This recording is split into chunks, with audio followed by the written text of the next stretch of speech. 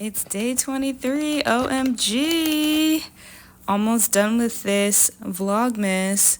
So to kick off the morning, I decided to mix some lime juice. So here I am just prepping limes that I have. I like to clean my produce with Dr. Bronner's liquid Castile soap. I put just like a quick squirt and fill the rest up with water because it's pretty potent.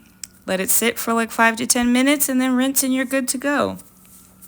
So here I'm just prepping the limes to peel them because the skin is very bitter. If you try to juice with that, I wouldn't recommend it. I've done it before and I had a bellyache. It was really bad. So I like to juice my limes and then freeze them so that I can then pop it into teas and other dishes throughout the week instead of trying to juice it or keep the limes and them going bad. So I pour the lime juice into these ice trays and then I put it in the freezer and I can pop them in and use them.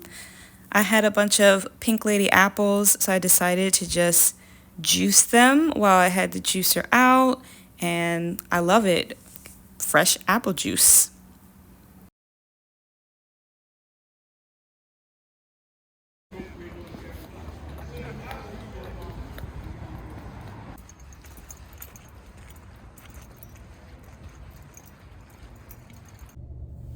I had to come to Tompkins Avenue to go to Ancient Blends Apothecary so that I could get some more of my body butter because I'm about to run out and I just didn't want to run out. So I have not left the house all day and I left it to get this because I didn't want to run out.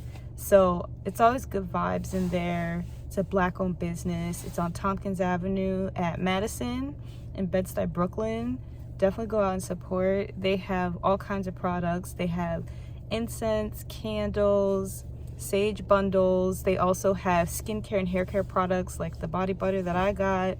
They have oils. Like, they have a lot of cool things, and the owner is a really calm, cool, dope human being in spirit. So they are not paying me to say this. I've just been shopping with them for years and really enjoy their products. So I'm trying to figure out if there's anything else I need to do since I'm outside.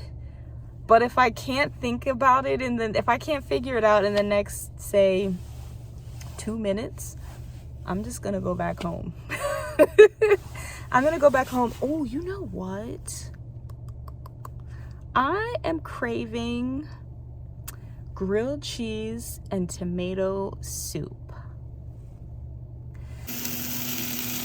A piece in action. There's a little avocado oil in there.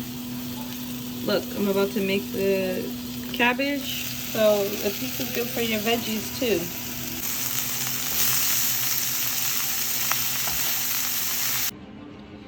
Alright, so we ended up doing a sweet potato bisque instead of tomato because luteal phase, sweet potatoes is one. Cabbage is also a recommended food to focus on consuming more during your luteal phase. You'll see it also has carrots in there. And I then have my grilled cheese. I did not feel like walking to Whole Foods, so I went to Trader Joe's and got me some Munster cheese. There also is some of the leftover jackfruit that I made earlier. And I have a little hot sauce because just feeling spicy. So this is what dinner turned out to be, and I'm quite happy with it. I think I'm just gonna call it. Today was a chill day.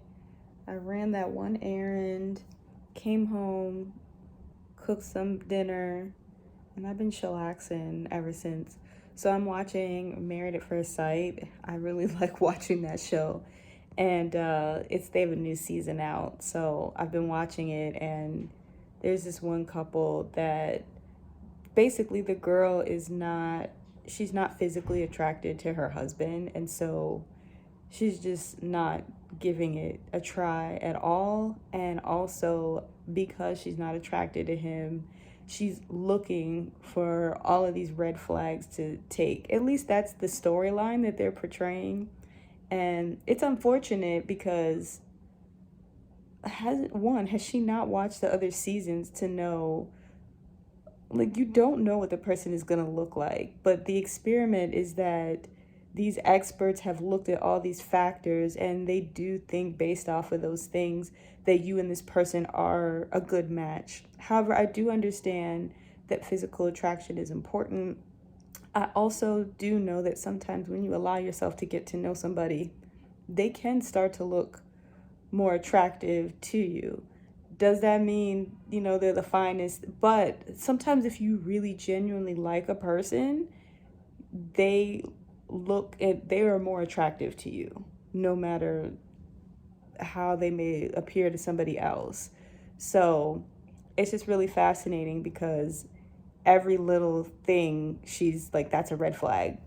But the other thing that is fascinating to me, and then I'll get out of here, is just how most of us are not taught to be intentional and effective communicators to each other, because she has all these quote unquote concerns and these red flags, but she's not communicating to him about it, or the storyline that they're creating, they're not sharing the footage of her talking about these concerns with her husband.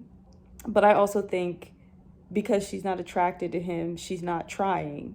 Whereas if he was her type, I think she would give him way more rope. So she's being really hard on him. And we've all done it before. Lord knows I have, We've all gotten messed over by really attractive people because we gave them more rope to play in our face. Whereas those people that we're not as attracted to, the one time they do, we're like, you're out. so So I'm going to keep watching that and just sip on some tea. But that's it until tomorrow's vlog. Stay fly, stay flourishing. I can't believe this is almost done. It's been such a fun project to do. And I actually learned a lot about video editing. But I will have a reflections video at the end of this project to just share my thoughts and takeaways and all the things that I learned along this journey. Thanks so much for watching this far. If you've watched all of the vlogs, thank you. I really appreciate it. And I hope that you got to know me a little bit more and my life, my day-to-day life. Obviously, this is a highlight reel. It doesn't show everything that goes on in my life, but it gives you more insight into who I am and the things that I like to do and the things that are important to me. So, good night. Stay fly, stay flourishing.